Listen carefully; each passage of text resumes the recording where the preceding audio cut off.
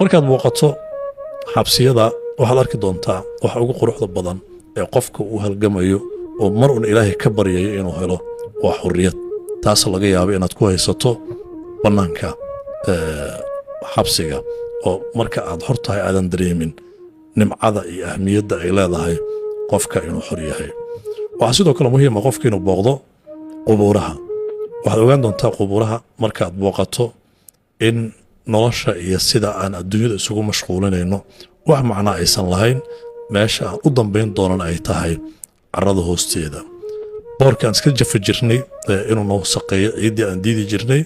ayaa waxay ku noqon doontaa hooy saqafka indhahaaga korkooda ku daboolan ay noqon doontaa marka waxaa kaaga soo bixi doonta markaad qabriga booqato in waxaad isku walwaliso waxa aad maskaxdaada ku mashquuliso stress kugu rido ku waalato inaysan jirin oo nolosha adduunyada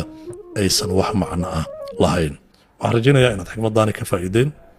asalaamu calaykum waraxmatullahi